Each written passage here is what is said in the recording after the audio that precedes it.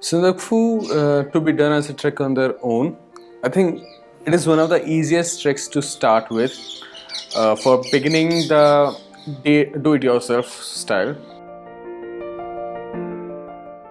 And why is it so? Because like even if the things are not going in your favor, you know that just a little bit away from your campsite there would be a tea house in which you can take the shelter for the night as well as get food for yourself. So, and this trek is entirely connected with road as well. So as compared to any other trek that you might do in Uttarakhand, Himachal, which actually take you into isolation, there is no such risk either on Sandakphu. So this would be probably one of the best treks to start doing it yourself style. But there's one problem over here, that you always have to take a guide from the association. So you can't really do it completely on your own, you'll always have to take a guide with you. There are multiple starting points, multiple exit points, but the two most popular are, one is the Manebhanjan route, which we as Indiahikes used to do till last year. So I will talk first about that route, that's the more popular route. You start from Manebhanjan and from there the trail starts as well as the road starts. And that is the place, the Manebhanjan is a small village, but a bit of shops and really crowded place. And there is basically an association of Land Rovers owner. From there, people who want to do the trek in a car get their bookings done. And there are also two associations of guides over there, and you can get into any of these associations. So this is Manebhanjan is a small market. It's sort of an arcade setting. So you're on the road and left and right there are a particular number of shops.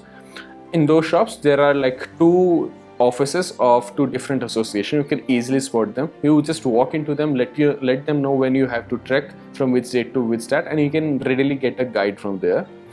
And if I have to give you an estimate, this rates might have increased because these are last rates that I knew back in 2020, but around 1000 rupees per day was for one day for one guide. So that is an estimate that you can take. So easily you can get a guide from any of these associations and get started on Manebhanjan route. And if the route would be like tumling, kalipokhri, ending up at Sandakphu. From there you can again choose your exit point, whatever you want. Other route that I would like to discuss would be the one that we follow as Indiahikes right now, and that starts from your srikhola side, which is like about 3 hours drive from Manebhanjan. There that route is not that popular. So the advantage of that is that you're not gonna meet that number of people on that side, not too many of trekkers. Neither there is any road connection on that side, so you won't really come across people moving on the road in a car. You're not really gonna come across any such situation. So but how the things work out in Srikhola is that before Srikhola, like 40 minutes before you reach Srikhola, you will reach a place called Rimbik. So that's also a city, that's also like a small place, equally big as Manebhanjan, equally crowded. You can get all the basic things over there.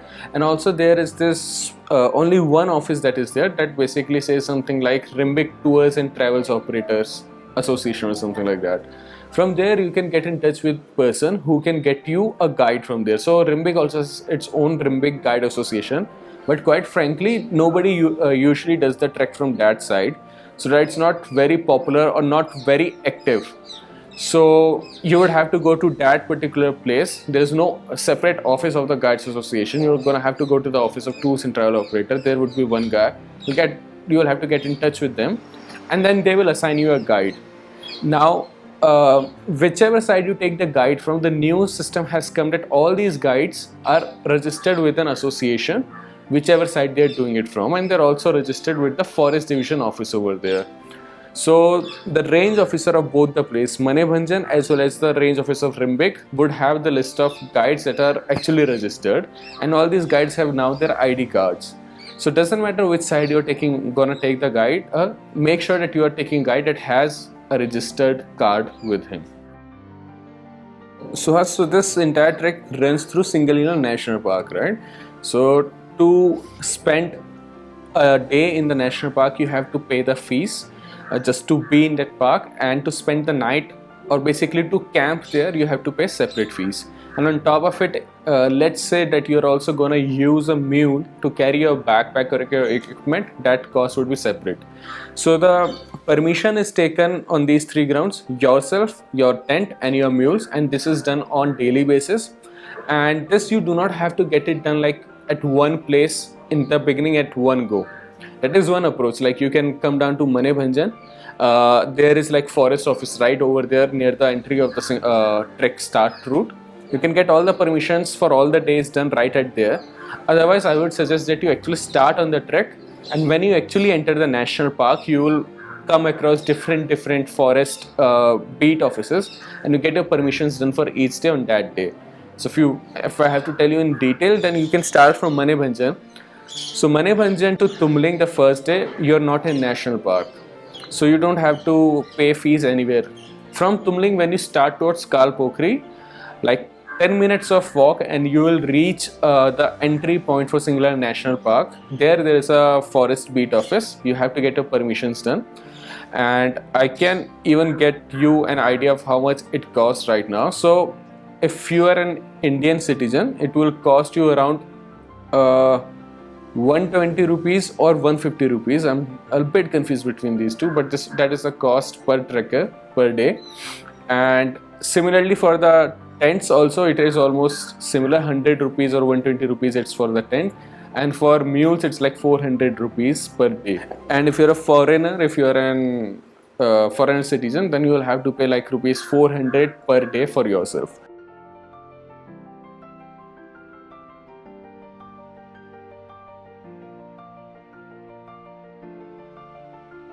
Like in Sandakphu, what's gonna happen is that it's a tea house trek. That means, and the popular route that you will take would actually have particular villages at good distance, basically a distance that you can cover in one day, and you will have villages in which you will have tea houses. Now what I mean by tea houses, like these are proper house that are maintained by the people who are living in them. So these people live in those houses and also get the guest in over there. They provide lodging as well as they provide fooding for you. So in a way you're staying in a hotel, but less of that setting. It's more intimate setting as compared to a hotel. So you're gonna come across different villages with different multiple tea houses there. So, and also on the way there will be spots where you can actually stop, have proper lunch, tea, snacks, whatever you want, and then carry on for the day's trek, and then reach the final campsite for the day's stay there. So this is how this trek goes. And at any case you find that it's difficult, you cannot continue on the trek, you want to call it quit, you're on a road basically. It will take a bit of effort by the locals, but you can still get a car which can take you back from there at any given point of time. It's just gonna cost you money, but that way exit is easier as compared to any other trek that we do, where you're like deep into isolation and there's no human contact, and sometimes it might also be that nobody might be aware that you're out there in this place. That is not the case over here. So that's why it's much safer as compared to any other places. You're very well connected, evacuation is easier, you're on the road so you can get a car, right? The one constraint is that you have to have a guide. Okay, and I know that like till 2020 I was paying 1000 rupees to a guide. So I will take that as the base rate over here as well. So if I'm assuming that you're going to do the more popular route, you're going to start from Manebhanjan and you're going to end it down to Samandin. So I'm going to count the number of days according to that. So Tumling, Kalipokhri, Al, and then you go to Sabalgram, and then you go to Samandin, and then you come out of the Samandin and end the trek in Rimbik. So these are the 6 days of trekking. So 6 days, one guide, and 1000 rupees, that's gonna make it like 6000 rupees for this guide, and here your 6000 already separate. Then you're gonna have to stay in the tea houses at Tumling, Kalipokhri, Al, and Sabalgram, and again your Samandin. That's 5 days, 5 nights you have to spend. Now at each place usually, so there is a catch over here, like in your Sabalgram you do not have any tea house over there. There is only a forest office over there, small office, one room office, and that person himself sometimes allow people to sleep in his office. He charges like around, I think, 500 bucks for that, just for the sleeping purpose, and then you will have to get food separately ordered by him, and he's not gonna be preparing full meals for just 1-2 people. He's gonna probably serve you Maggie or something like that. So keeping that in mind, like I will take keeping this day out, rest of the 4 days, your fooding and accommodation, starting from, let's say you reach there by tea and snacks, and you leave by your breakfast time, that can cost you around 800 to 1000 rupees. So I'm gonna take it around 800 for 4 days, so that's gonna be 3200. Keeping that you're gonna have your lunch on the way, and probably if you're gonna have at least one tea and a bit of snack each day, that will be again like about 1000 for the 5 days. So including a 6000 of your guide plus 3200 of your staying at 4 places, and this 1000 of your food, lunch plus tea, this will make it around 10,000 rupees. And then I will say put around 700 or 800 more for that sabal date, so that's like what, 10,800 rupees.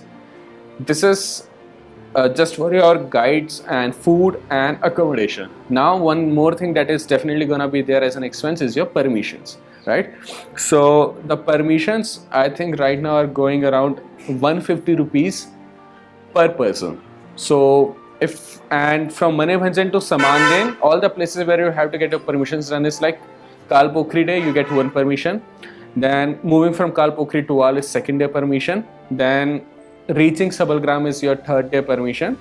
And then 4th would be moving down to Samanden. So that's 4 days. And again, it's 150 rupees. So it's gonna be what, 600 rupees. So 10,800 plus 600, that's like 11,500, right? So once you reach Manebhanjan, then to reach back to Rimbik, that is gonna cost you around easily 11,500. So now this might come as a surprise to you, thinking that most, as compared to any other day, do it yourself trekking style, it's gonna be expensive. But I would recommend this trek for those people who really wanna do something on their own, just by themselves, but have no idea how to go about it, and want a bit of a safety net to feel more secure to go on this trek. Come December last 2 weeks, starting from there till the first 2 weeks of January, and it is a very crowded season. So it's like Christmas time and New Year time, right? So these two things are pretty big in Darjeeling. So at this time you get a lot of Bengalis moving up on this trek, as well as you get a lot of local people of that place, Darjeeling, or even people coming from Nepal side to this side for just spending their holidays in the mountains, right? So the situation actually gets this bad that even in Tumling or Kalipokhri have multiple tea houses, you probably won't even get a hotel. So it's like almost like if you go to Darjeeling in peak holiday season, right? Any hillside you get, any mountain place you go, the way you expect that, when you go to that place in that peak season, you do not get any hotels. So it's the same thing even on this trek. You won't really get a place to stay in these tea houses. The prices would be exorbitant. And the thing is that the people who are running these tea houses, they know that even if they say no to you, they will get anyone easily, other way around.